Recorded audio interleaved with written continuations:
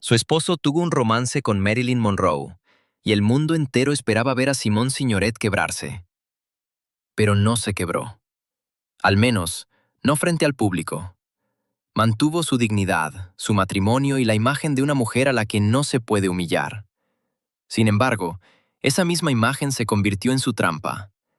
Al resistir el golpe con la espalda recta, pareció perder el derecho a mostrarse débil. Ante su esposo, ante la cámara, ante el paso del tiempo y su propio dolor. Pasó a la historia como la actriz que no ocultaba sus arrugas y transformaba todo lo que el cine consideraba un defecto en una fuente de poder. Cuanto más envejecía y más pesado se volvía su rostro, más difícil era apartar la mirada. Cómo una mujer que rechazó interpretar a la belleza se convirtió en una de las más grandes estrellas de Europa. ¿Y por qué su famosa fortaleza casi destruyó a la persona viva detrás de esa imagen? La respuesta comienza en el París ocupado, mucho antes de Marilyn Monroe, del Oscar y de la fama mundial. Acto 1. El nombre que tuvo que elegir. Antes de que Simone Signoret aprendiera a no ocultar nada frente a la cámara, tuvo que esconder sus orígenes. Nace en 1921 bajo el apellido Kaminker. Su padre, André Kaminker, proviene de una familia judía y trabaja como traductor. Cuando Francia es ocupada, él se encuentra en Londres y se une al círculo de la Francia Libre. Simone se queda en París con su madre y dos hermanos menores. No tiene ni 20 años. Una edad que en tiempos de paz se dedicaría a estudiar, a los primeros amores y a la búsqueda cautelosa de uno mismo. Se vive en años donde el nombre de una persona puede ser una pista. Hay que ganar dinero, conseguir alimentos, ayudar a la familia y al mismo tiempo entender que el apellido de su padre es peligroso bajo el nuevo orden. Simone trabaja como mecanógrafa, acepta cualquier oportunidad para obtener dinero y poco a poco se acerca al cine. Al principio, como extra, una chica en la multitud, un rostro que aparece por unos segundos. Para trabajar, adopta el apellido de soltera de su madre, Signoret. Más tarde, este nombre resonará como un manifiesto. En él se escuchará independencia, intelectualidad francesa, una franqueza casi desafiante. Pero no surge como una declaración artística, es una medida de precaución. La primera imagen pública de Simone no nace de la vanidad, sino de la necesidad de sobrevivir. Sería demasiado simple explicar toda su vida posterior por la ocupación. Una persona no se define por un solo evento, por más duro que sea. Y aún así, es entonces cuando aprende algo que muchas estrellas comprenden mucho después. La imagen no es una cáscara inofensiva. A veces, de cómo te llaman y de lo que los demás deciden sobre ti con solo una mirada, depende la posibilidad de trabajar, proteger a los tuyos y mantenerte a salvo. Después de la liberación de París, el cine deja de ser un trabajo ocasional para ella. En la ciudad posguerra, los cafés, teatros y estudios de filmación vuelven a abrir. La gente quiere vivir más intensamente que antes, y el cine se apresura a devolver al público consuelo. Música, romance, rostros hermosos, historias donde el mundo al menos por 2 horas sigue reglas comprensibles. Signoret entra en esta industria sin escuela teatral y sin una estrategia de carrera predefinida. Aprende directamente frente a la cámara, junto a directores que notan su presencia, pero no siempre saben qué hacer con ella. La joven Simone es hermosa, es importante decirlo claramente, porque el mito tardío a menudo reescribe su pasado. Pretende que Simone desde el principio venció a la industria solo con su fuerza de carácter, sin poseer lo que el cine llamaba atractivo. Las fotos tempranas muestran lo contrario: cabello rubio, párpados pesados, boca expresiva, una sensualidad plástica. La cámara la adora. El problema no es la falta de belleza. El problema es que esta belleza no parece indefensa. El cine comercial de posguerra está acostumbrado a ofrecer al espectador varios tipos femeninos comprensibles. La chica inocente que aún no sabe nada de la vida. La mujer fatal, cuya peligrosidad se subraya casi teatralmente. La esposa fiel. La amante sufriente.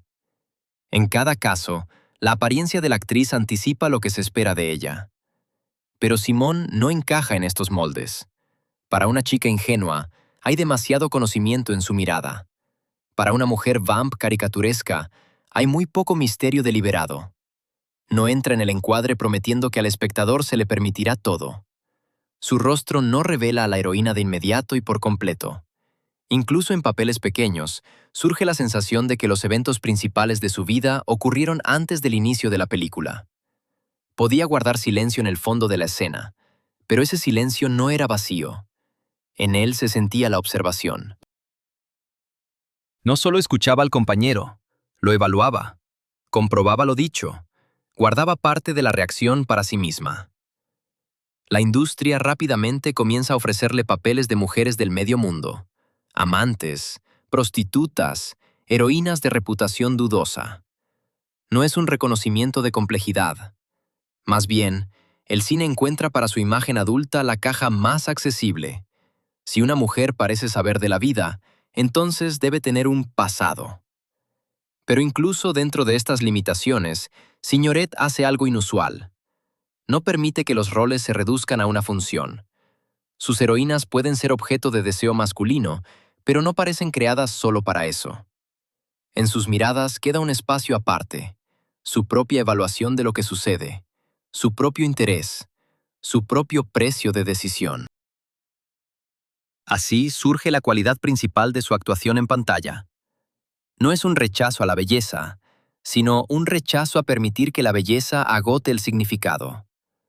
A finales de los años 40, esto aún no parece una revolución cultural. Ante el público hay una joven actriz que busca material y se gana la vida. Pero la cámara ya captura lo que pronto será su principal ventaja. Simone Signoret no pide ser amada de antemano. Le queda encontrar al director que entienda que una mirada pesada no es un obstáculo para el melodrama. Es la historia misma. Acto 2. La mujer que ya sabe. Ese director fue Jacques Becker. En 1952, Casco de Oro llega a las pantallas.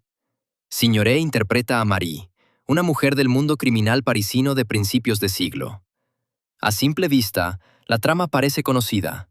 Una belleza, dos rivales, celos, traición, amor condenado desde el inicio. En una película menos precisa, la protagonista podría ser el premio por el que los hombres se enfrentan. Pero Becker y Simone construyen la historia de otra manera. Marie está en el centro no porque todos la admiren. Ella elige por sí misma. En las primeras escenas, aparece entre hombres acostumbrados a controlar el espacio, el dinero y las mujeres. Sin embargo, Marie no parece prisionera de ese mundo. Conoce sus reglas. Detecta la amenaza antes de que se pronuncie. Comprende el precio del patrocinio y no confunde atención con seguridad. Aún así, Signoret no interpreta una frialdad inalcanzable. Su Marie ríe, baila, provoca, se enamora. Es sensual precisamente porque no finge inocencia. Su deseo le pertenece a ella, no surge como respuesta a la insistencia masculina. En las famosas escenas con Serge Reggiani, la cámara la admira. Cabellos rubios, cuello descubierto, movimientos seguros y tranquilos. Todo esto podría ser la típica imagen de la atracción femenina. Pero en su interpretación, la belleza adquiere biografía. Marie mira al hombre no como una chica que ve por primera vez la posibilidad del amor. Mira como alguien que ya sabe cómo puede terminar la confianza, y aún así da un paso adelante. Ese aún así es lo que convierte el melodrama en tragedia. El riesgo aquí no nace de la ignorancia. Es una elección consciente. Signoret sabía transmitir el pasado sin monólogos explicativos. A veces le bastaba con no responder de inmediato, detener la mirada, cambiar ligeramente la posición de los hombros tras una frase ajena. En sus pausas no había una tristeza abstracta, sino el trabajo del pensamiento. La protagonista escucha las palabras, las compara con su experiencia y decide cuánta verdad puede permitirse. Ese estilo se diferenciaba de la expresividad habitual en pantalla. Muchas actrices de la época debían guiar al espectador, señalar el sentimiento, conducir a la reacción correcta, ser comprensibles en cada primer plano. Signoret dejaba cosas sin decir, Su rostro no estaba cerrado, pero no revelaba todo de inmediato. El público francés inicialmente recibió Casco de Oro con menos entusiasmo del que su reputación posterior sugiere. Sin embargo, fuera del país, la película y el trabajo de Signoret fueron reconocidos. Con el tiempo, Marie se convirtió en uno de sus papeles principales, una imagen en la que belleza, libertad y condena resultaron inseparables. Después de esta película, los directores entendieron que Signoret no necesitaba interpretar a una heroína que apenas empieza a conocer el mundo.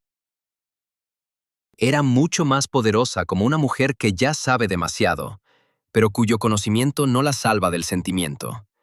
Esta característica también se manifestó en Las Diabólicas de Henri-Georges Clouzot. Signoret interpretó a Nicole, una mujer serena y segura que entra en una peligrosa alianza con la asustada esposa de un cruel director de escuela. La película constantemente cambia la dinámica de poder. Quien parece víctima puede ser parte del engaño. Quien aparenta frialdad no necesariamente controla las consecuencias. El rostro de Signoret era perfecto para este juego. Prometía autocontrol, pero no revelaba sus límites. Nicole habla con calma, se mueve con seguridad, toma decisiones rápidamente.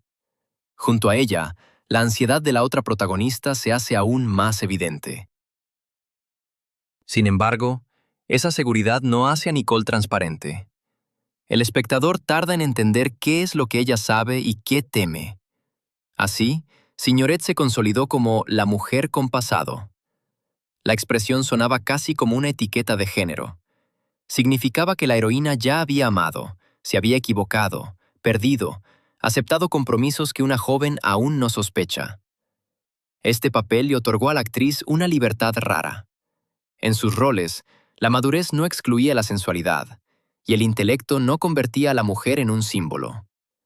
Podía ser fuerte y dependiente, sobria y apasionada, cruel y vulnerable en una misma escena. Pero cualquier tipo exitoso eventualmente se convierte en un contrato. Los directores cada vez más esperaban que la mera presencia de Signoret trajera al filme una gravedad ya establecida. Ya no era necesario contar la biografía del personaje. El público veía su rostro y esperaba conocimiento, desilusión, resistencia. El talento actoral comenzaba a convertirse en una obligación. Cuanto más convincente era Signoret interpretando a mujeres difíciles de engañar, menos espacio quedaba para heroínas que tuvieran derecho a perderse, equivocarse infantilmente o pedir ayuda. Por ahora, esta limitación jugaba a su favor. El cine francés aprendió a utilizar su complejidad, pero por delante había otro mundo, el cine angloparlante, donde a la estrella femenina se la evaluaba por reglas mucho más estrictas y comercialmente calculadas.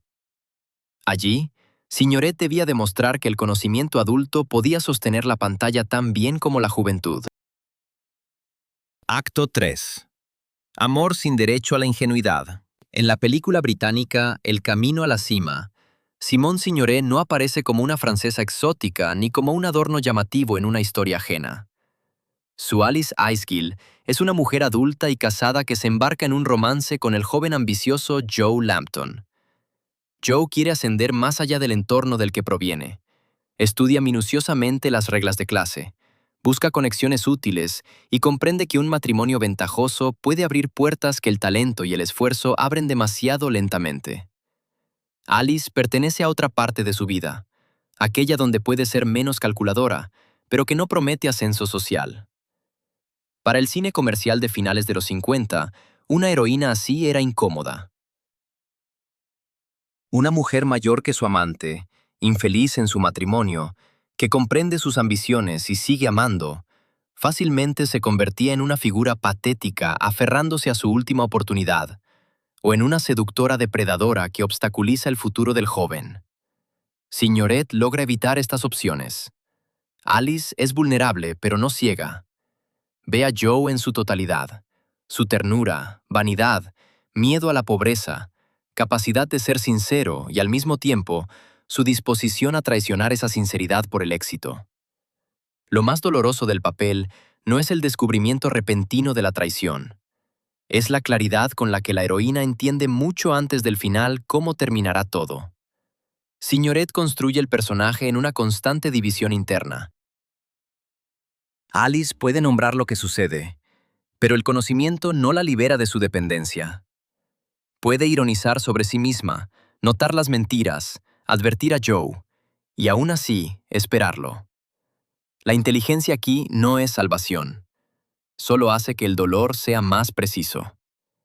En una sola mujer se unen lo que el cine a menudo separaba en diferentes arquetipos: el deseo corporal y la capacidad de analizarlo, la necesidad de amor y el sentido de dignidad, la madurez y un miedo casi infantil a ser innecesaria. Signoret no intenta rejuvenecer junto a su compañero. No hace a Alice desamparada para que el espectador la compadezca más fácilmente, y no convierte la dignidad en frialdad. Su heroína puede reír, coquetear, sentir celos, perder el control. Lo importante no es el hecho de la debilidad, sino que la debilidad no anula la personalidad. Es esta complejidad la que convirtió el papel en un evento internacional. En 1959, Signoret recibió el premio del Festival de Cannes. En la primavera del año siguiente, subió al escenario del Teatro Pantalles en Hollywood para aceptar el Oscar a la mejor actriz. Fue la primera actriz francesa en recibir este galardón. Pero el significado de su victoria no se agotaba en un récord nacional.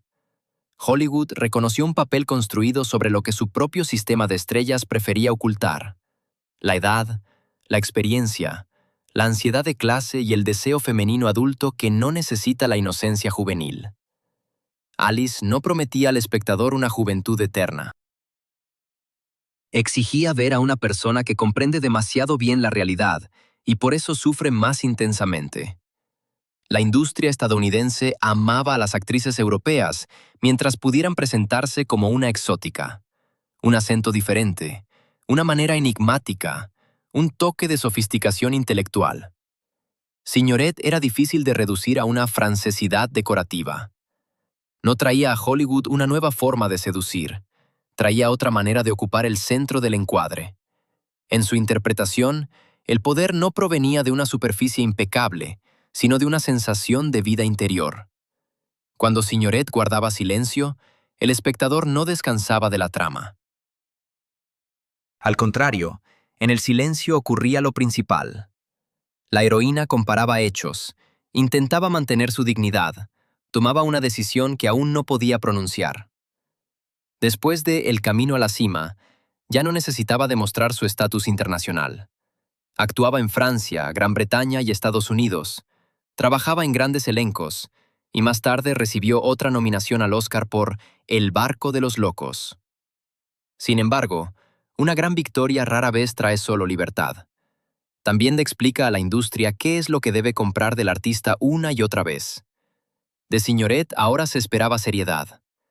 Cada una de sus heroínas debía llevar experiencia. Cada mirada, ocultar una conclusión. Cualquier pausa, prometer profundidad.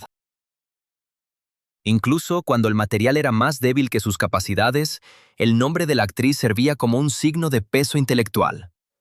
La prensa la describía de manera diferente a muchas estrellas de cine. No preguntaba principalmente sobre dietas, vestidos y secretos de maquillaje. De Signoret se esperaban juicios. Su belleza era reconocida, pero casi siempre acompañada de las palabras inteligencia, carácter, dignidad. A primera vista, esto era una liberación. Parecía que la habían sacado de la humillante competencia donde el valor femenino se mide por la juventud. Pero la nueva categoría resultó ser no menos exigente. En la percepción masiva, Signoret se convirtió en la antítesis de la estrella frívola. No una mujer que encanta, sino una mujer que comprende. No fantasía, sino verdad. No debilidad, sino carácter. Tal distinción halagaba y protegía. Pero para una persona declarada encarnación de la claridad, es especialmente difícil admitir que no entiende algo. Y para una mujer que todos consideran fuerte, es casi imposible mostrar que la fuerza se ha agotado. Fuera de la pantalla, este papel se volvía aún más complicado. Porque al lado de Signoret había un hombre cuya fama no era menor que la suya. Acto 4. La pareja de la que se esperaba una respuesta. Simone Signoret conoce a Yves Montand a finales de los años 40. Por él, deja al director Yves Allégret, el padre de su hija Catherine. En 1951, Signoret y Montand se casan. Su unión rápidamente deja de ser un asunto privado entre dos artistas.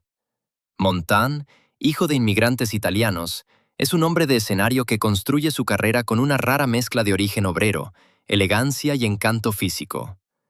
En él se ve la energía viva del pueblo convertida en arte.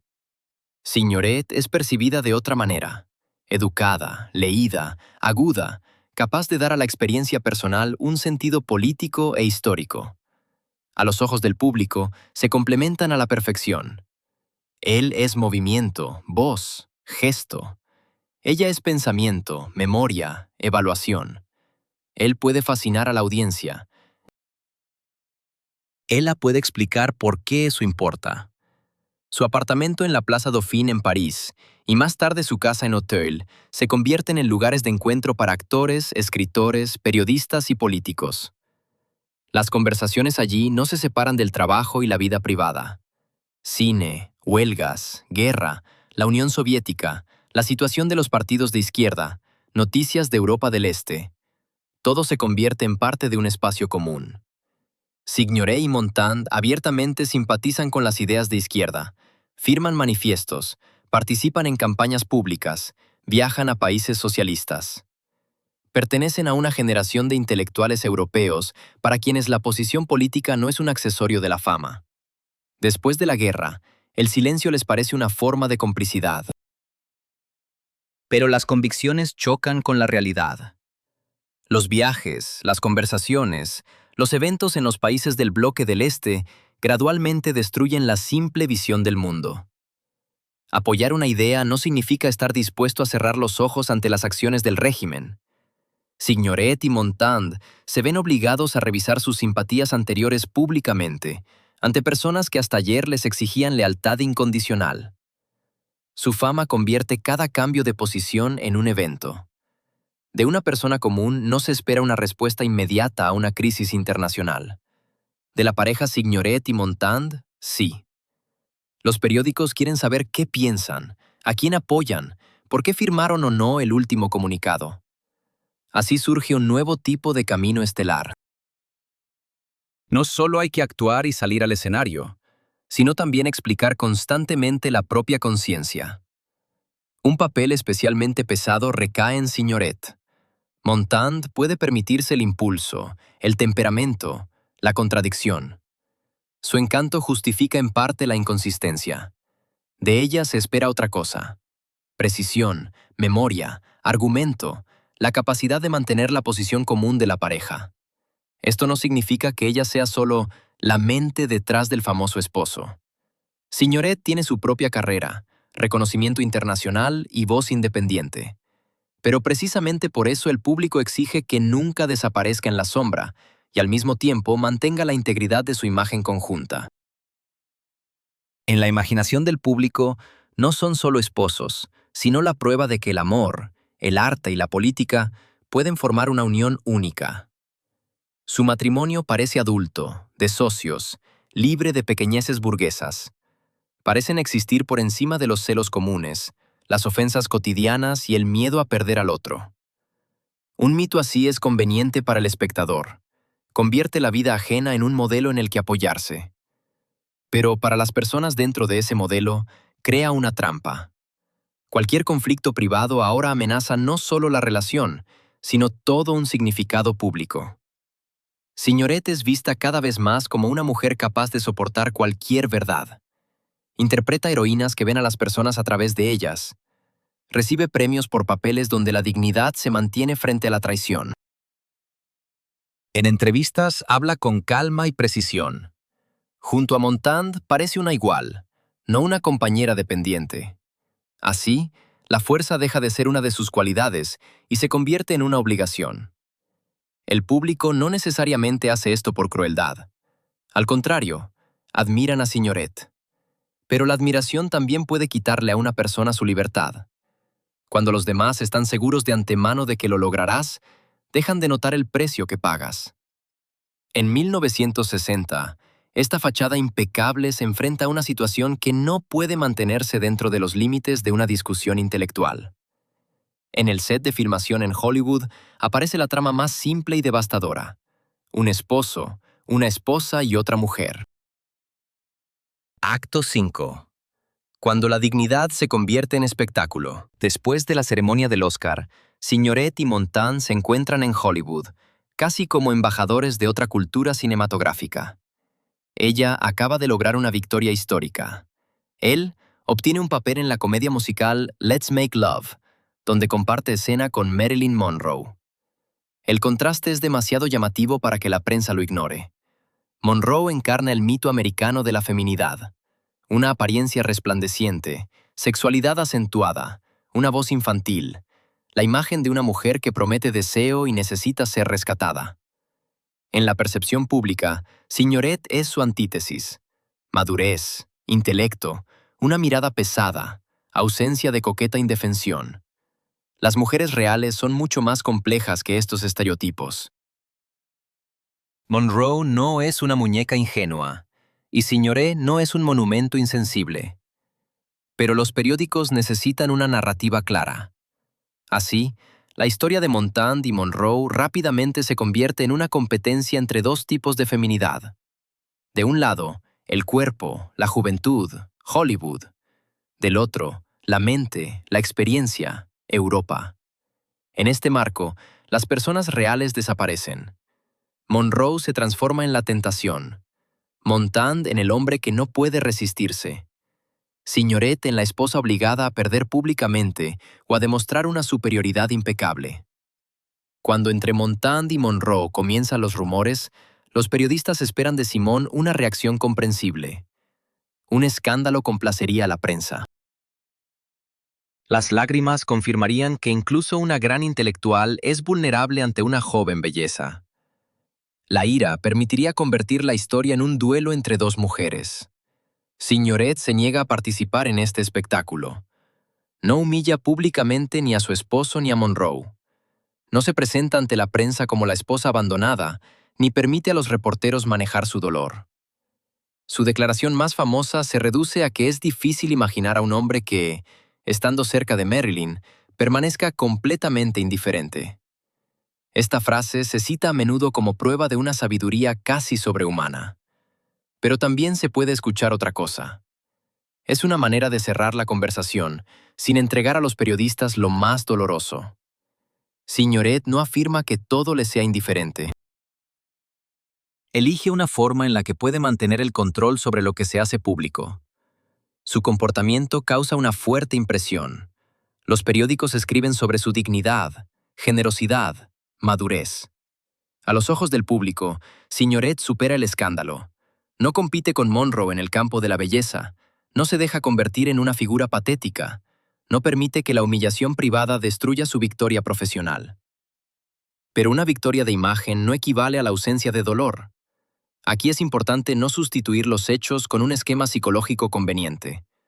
No podemos medir con precisión lo que Signoret siente en cada momento, y no debemos explicar con un solo romance todo lo que le sucede en las décadas siguientes. Su salud, hábitos, cambios de apariencia y relación con Montand tienen múltiples causas. Sin embargo, el significado público de este episodio es evidente. Signoret muestra al mundo que no permitirá que su vulnerabilidad se convierta en entretenimiento ajeno.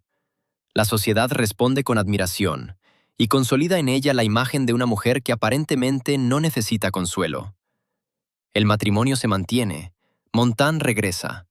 Siguen viviendo juntos, trabajando, actuando, participando en la vida política. Para el público, esto confirma la madurez de su unión.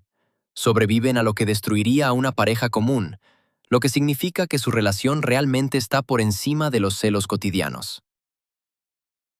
Pero detrás de la fórmula hermosa se esconde una pregunta más difícil. ¿Qué sucede con el dolor al que no se le da un lenguaje público? Signoret se encuentra en una posición donde casi cualquier reacción juega en su contra. Si hubiera sufrido abiertamente, la prensa la habría reducido a una esposa humillada. Si se hubiera ido, el mito de la gran asociación se habría desmoronado. Si hubiera atacado a Monroe, la habrían comparado con una mujer más joven. Al mantener la calma, se protege a sí misma, pero al mismo tiempo confirma la expectativa de que Simón siempre puede estar por encima de la situación. Esta expectativa se extiende mucho más allá del matrimonio. Ahora cualquier aparición suya se evalúa a través de la historia de su resistencia. Una arruga se convierte en un signo de experiencia. La dureza en honestidad. El silencio en sabiduría. Incluso el cansancio se acepta fácilmente como otra prueba de su carácter. El público la ama porque no pide lástima, y poco a poco se olvida de compadecerla. Aquí yace la verdadera trampa de una imagen fuerte. No en que Signoret se finja todo el tiempo. Su dignidad es genuina, al igual que su capacidad para mantener el control. La trampa surge cuando un modo de sobrevivir se declara como toda su naturaleza. Una persona puede mostrar fuerza en un momento concreto y aún así necesitar apoyo. Puede entender las razones de las acciones de otros y aún sentirse traicionada. Puede rechazar una histeria pública no porque no haya dolor, sino porque no quiere entregarlo a la multitud. Signoret conoce el precio de la imagen mejor que muchos. Alguna vez, la mirada ajena la obligó a cambiar su apellido. El cine le enseñó a convertir la mirada en una profesión. Ahora, la prensa mundial intenta decidir quién debe ser en su propia vida. Ella vuelve a conservar el derecho a definirse a sí misma. Pero cada éxito de este tipo hace que la siguiente negativa sea más difícil. Porque adelante está la vejez, una prueba contra la cual el cine casi no deja a una mujer una estrategia digna. Acto 6. La edad como material. En los años 70, Simón Signoret cambia ante los ojos del público. Gana peso. Sus rasgos se vuelven más pesados, sus movimientos más lentos, su voz aún más grave y ronca. El tabaco, el alcohol, la edad y su salud deteriorada dejan huellas visibles. El cine suele ver estos cambios como una fractura en la imagen estelar, especialmente si se trata de una mujer. Un hombre puede envejecer en pantalla y ganar significado. Las arrugas confirman experiencia, las canas prometen poder, el cansancio se convierte en signo de una vida bien vivida. Para el rostro femenino, el trato es otro: mantener el parecido con una foto antigua o ceder el centro del encuadre. Algunas actrices desaparecen. Otras entran en una lucha interminable con la luz, los ángulos, las dietas y los tratamientos cosméticos. A otras les quedan los papeles de madres, vecinas, ancianas cómicas. Personajes que ayudan a contar historias ajenas, pero rara vez tienen deseos propios. Signoret no desaparece. Sin embargo, la leyenda tardía simplifica su elección. Como si un día decidiera tranquilamente que ya no teme a la edad, y desde entonces no sintiera vanidad, ni ansiedad, ni arrepentimiento. En realidad, aceptar el cuerpo rara vez es una victoria definitiva. Uno puede entender la inevitabilidad de los cambios, sufrir por ellos, enojarse y al mismo tiempo usarlos en su trabajo. Simón nunca afirmó que la apariencia no importa. Conocía demasiado bien el cine para creer en esa hermosa mentira. Su rostro era una herramienta profesional, y el cambio de herramienta no podía ser indoloro. Pero hizo lo que mejor sabía hacer. No dejó que los cambios fueran objeto de lástima ajena. En lugar de intentar recuperar el tipo de roles anteriores, buscó material donde la edad no fuera un obstáculo, sino el contenido. Una de las obras más importantes de este periodo fue la película El gato, donde actuó junto a Jean Gabin. Sus personajes son un matrimonio que ha vivido juntos tantos años que el amor, la dependencia, el odio y la costumbre ya no pueden separarse. No es una historia de una hermosa reconciliación tardía. La casa se convierte en un campo de asedio. Cada uno conoce los puntos débiles del otro. Las viejas heridas no desaparecen, se endurecen. Siguen viviendo juntos no porque estén bien, ni porque no puedan irse físicamente. Están unidos por un pasado común que se ha convertido en su último refugio y en un arma de venganza. Signoret, aquí, ya no se parece en nada a Marie de la Casque d'Or, pero el principio de su actuación sigue siendo el mismo. No explica a su personaje con una sola emoción. En la dureza se siente dependencia, en la humillación, el deseo de mantener el poder, en la crueldad, el miedo a ser innecesaria. La edad no suavizó su imagen, la hizo más peligrosa. La joven Signoret interpretaba a una mujer que notaba la mentira. La tardía, a una mujer que ha vivido junto a esa mentira durante décadas y ya no entiende quién será sin ella. Por su trabajo en El Gato, Signoret recibe el premio de actuación del Festival de Berlín. No fue un reconocimiento a la valentía de parecer mayor, sino la precisión con la que convirtió su cuerpo cambiado en parte de la dramaturgia.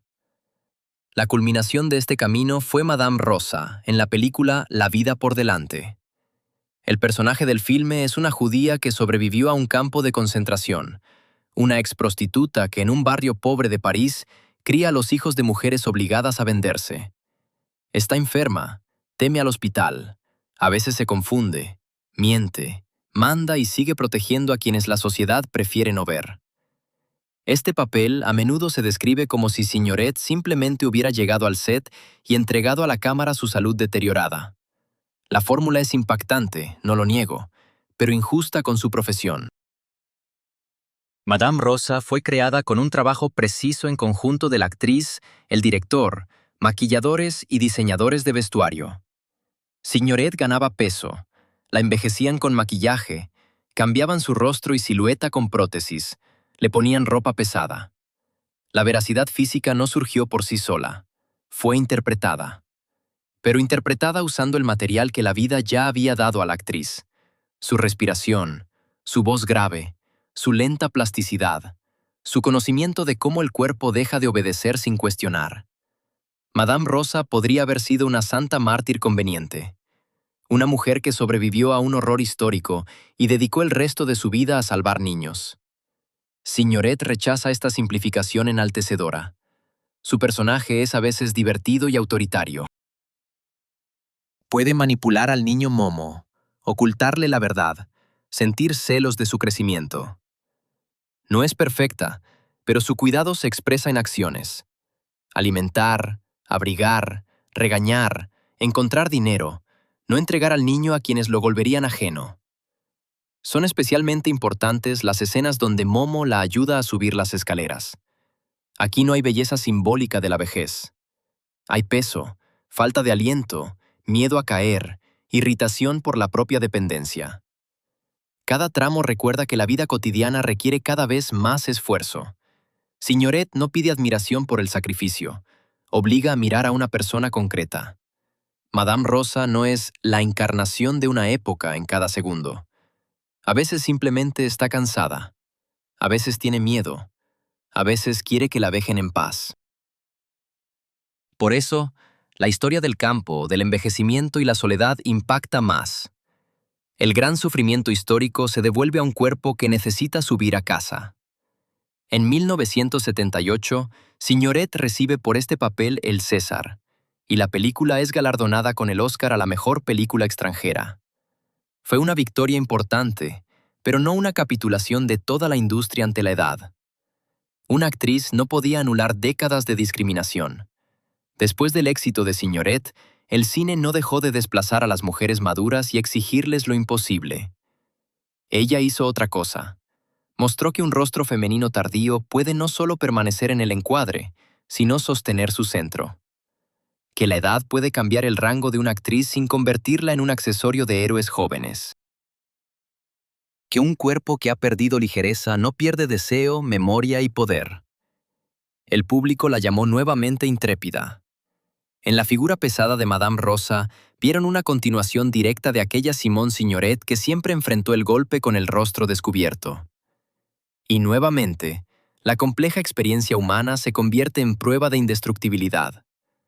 La admiración por su valentía de ser poco atractiva ocultaba una premisa desagradable, como si un rostro femenino sin juventud requiriera un coraje especial para ser mostrado. Signoret resistía esta mirada con el mero hecho de su trabajo, pero la sociedad seguía convirtiendo su edad en una hazaña. Se liberó de la obligación de mantener la apariencia anterior y obtuvo una nueva obligación: personificar la aceptación incondicional de la vejez. Mientras tanto, una persona viva tiene derecho no solo a envejecer, sino a experimentar el envejecimiento de manera contradictoria. A temerle, enojarse, arrepentirse, reírse de sí misma, usar maquillaje, rechazarlo, sentir orgullo y vergüenza en un mismo día. Signoret fue fuerte no porque supuestamente no conociera estos sentimientos, sino porque no permitía que uno de ellos determinara por completo su trabajo. A mediados de los 70, su presencia ya trascendía el cine. El público veía no solo a una actriz, sino a una persona que parecía capaz de explicar su propia vida y toda una época. Entonces Signoret se volcó al texto y descubrió que la palabra puede fijar una imagen tan rígidamente como la cámara. Acto 7. El hombre en busca de respuestas definitivas. En 1976, Simone Signoret publica su libro La nostalgia ya no es lo que era. El título mismo rompe con el tono habitual de las memorias de las estrellas. De una actriz de su calibre, uno esperaría historias de grandes amores, amistades famosas, secretos de los rodajes y tiempos pasados que, al mirarlos atrás, parecen más bellos. Pero Signoret no pretende convertir su juventud en un paraíso perdido. Escribe sobre la ocupación, el cine, la política, los viajes, sus propios errores y su matrimonio. Regresa al pasado con la conciencia de que la memoria no conserva la vida de manera inmutable. Constantemente reconfigura los eventos, hace que algunos detalles brillen más, borra otros y adapta las antiguas creencias a la persona en que nos hemos convertido. El libro se convierte en un bestseller no porque ofrezca revelaciones sensacionales. En él opera el mismo don que en los mejores papeles de Signoret, la capacidad de estar dentro del sentimiento y observarlo desde fuera al mismo tiempo. Podía ser mordaz, tierna, parcial, injusta. Podía reconocer un error sin convertir la confesión en un dramático gesto de arrepentimiento. No intentaba demostrar que siempre tenía razón, pero tampoco aceptaba jugar el papel de testigo inocente de la historia, que solo comprende todo a posteriori. El éxito como escritora confirma lo que el público ya había decidido. Simone no solo interpreta a mujeres pensantes, ella misma es capaz de explicar una época. Esto era un reconocimiento enorme. Y una nueva forma de presión. A una actriz se le busca por emoción. A una figura pública por su postura. A una persona designada como conciencia se le busca por respuestas definitivas. Signoret es interrogada sobre la Unión Soviética, las ideas de izquierda, la guerra, Francia, el matrimonio, el envejecimiento, el cine y la memoria. De ella se esperan fórmulas, no dudas. Incluso su experiencia personal se convierte en material público. Es fácil confundir tal atención con la forma más alta de respeto, pero el respeto también puede despersonalizar. Obliga a la persona a corresponder las 24 horas a la mejor versión de sí misma. Montand tenía derecho a ser un artista de temperamento. Signoret debía permanecer como un ser de claridad. Si hablaba con dureza, lo llamaban intransigencia. Si callaba, una profunda reflexión. Si se veía cansada, veían la huella de la historia. Cualquier estado se integraba en un mito ya hecho. Mientras tanto, su salud empeoraba. Cada vez le costaba más soportar el esfuerzo físico, tenía serios problemas de visión, seguía fumando mucho. El alcohol hacía tiempo que formaba parte de su vida, pero sería irresponsable reducir toda su vida tardía a eso o convertir su adicción en un simple símbolo de emociones reprimidas. Signoret no era una ilustración médica del costo de la fama. Seguía siendo una persona activa. Actuaba, escribía, se reunía con amigos, discutía, se interesaba por la política. La enfermedad y el cansancio no anulaban su humor, curiosidad y voluntad profesional. El año de su muerte se publica la novela Adiós, Volodia, una historia relacionada con la memoria de los emigrantes judíos y el siglo XX europeo.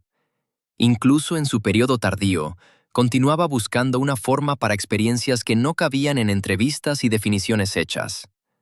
Aquí es donde se nota especialmente la brecha entre la persona y la imagen cultural. Al público le gustaba decir que el rostro de Signoret se había convertido en un documento de la época. Había algo de verdad en eso. En él se leían la ocupación, las esperanzas políticas, las desilusiones, los años de trabajo, los hábitos y las enfermedades. Pero el rostro no es un documento de archivo. Pertenece a una persona que no está obligada a simbolizar la historia cada minuto. Al reducir a Signoret a su fuerza, incluso con admiración, la sociedad repetía el error del viejo cine. Antes convertían a una mujer en una hermosa superficie abierta al deseo. Ahora la convertían en una superficie de otro tipo, severa, arrugada, llena de significado. En ambos casos, la imagen prefabricada impide ver a la persona. Signoret luchó toda su carrera precisamente por el derecho a ser más compleja que la función propuesta. Por eso, no se la puede llamar honestamente ni vencedora de la edad ni víctima de su propio carácter. Era una persona que aprendió a usar lo que la industria consideraba un defecto, pero no obtuvo de ello inmunidad contra el miedo, el dolor y el cansancio. El 30 de septiembre de 1985, Simone Signoret muere de cáncer en su casa en Normandía. Tenía 64 años.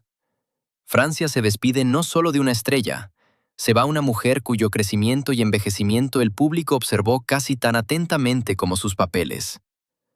Ahora la memoria debe elegir qué Simone conservar. ¿La rubia Marie de la gorra de oro? ¿Alice, que anticipa el fin del amor? ¿La serena ganadora del Oscar? ¿La esposa de Yves Montand? ¿La interlocutora política? ¿La pesada Madame Rosa? Ninguna imagen era mentira, pero ninguna era toda la verdad. Acto 8. Ni belleza ni su negación. El legado de Simone Signoret se presta fácilmente a un eslogan cómodo. Ella demostró que una mujer no necesita ser hermosa.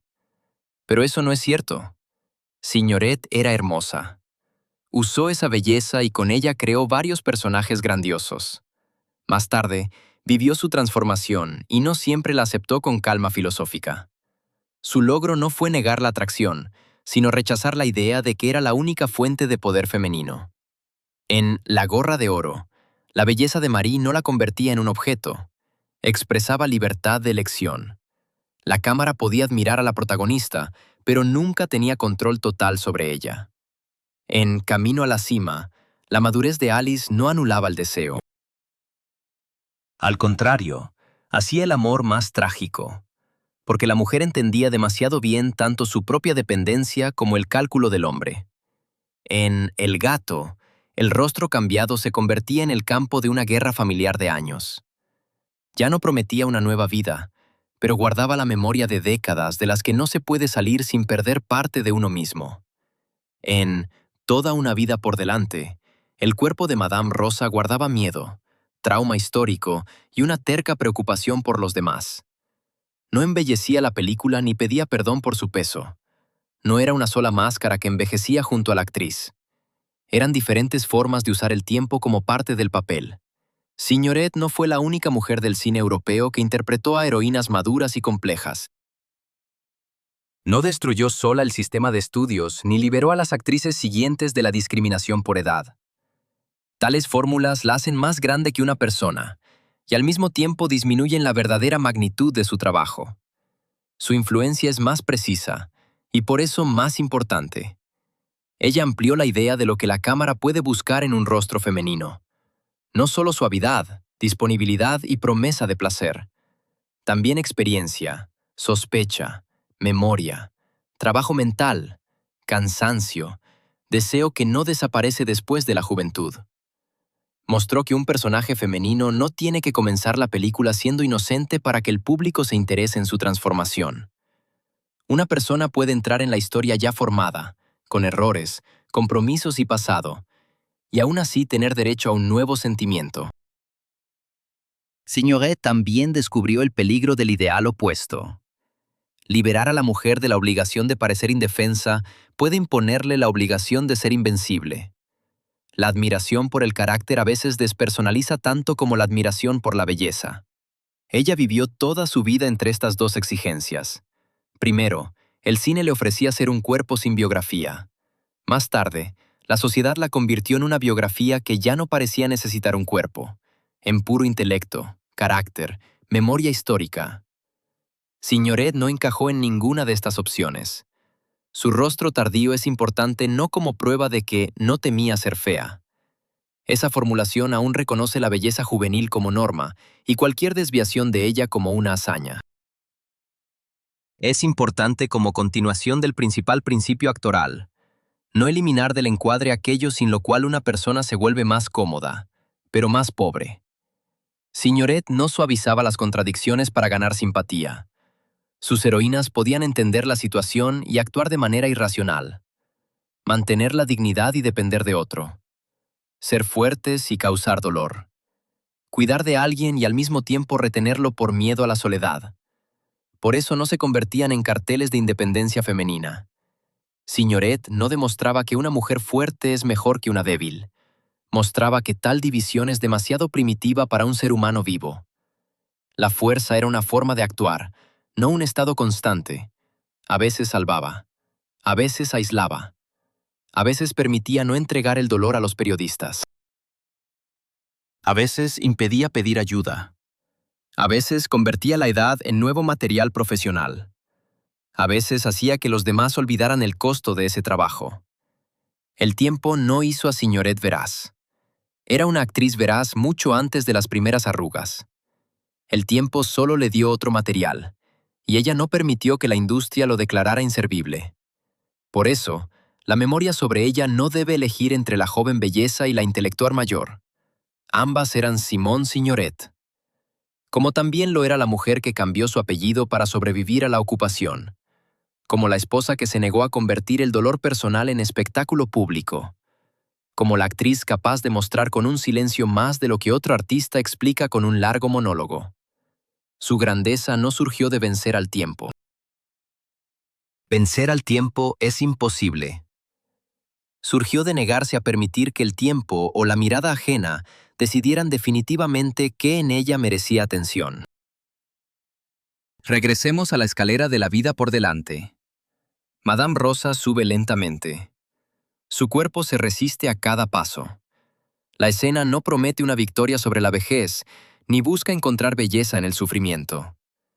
Muestra una acción simple que se ha vuelto ardua, y a una persona que, a pesar de todo, sigue adelante. En este cuadro es fácil ver a la indomable Simone Signoret, la intelectual francesa, la gran actriz, la mujer que obligó al cine a aceptar la madurez. Pero ahora, detrás de esa imagen, se vislumbra otra verdad. La fuerza de Signoret no radicaba en la ausencia de debilidad. Estaba en su capacidad de no ceder su debilidad a condiciones ajenas, de no permitir que el estudio la convirtiera en un adorno, de no dejar que la prensa transformara su dolor personal en espectáculo, de no permitir que la edad la expulsara del centro del encuadre. El precio fue alto. Cuanto más convincentemente mantenía su dignidad, más dispuesto estaba el mundo a olvidar que la dignidad también requiere esfuerzo. Simone Signoret no venció a la belleza ni a la vejez. Hizo algo más difícil. No permitió que ni la belleza ni su desaparición se convirtieran en la única explicación de su vida. Por eso, en la escalera no vemos un monumento ni un símbolo. Vemos a una mujer para quien cada paso es un desafío. Y precisamente eso no disminuye su fuerza, sino que finalmente le devuelve su dimensión humana. Sobre el precio que pagan las actrices que eligen la estrategia opuesta, el retiro para preservar el mito congelado de la belleza impecable, hablé en el video sobre Greta Garbo.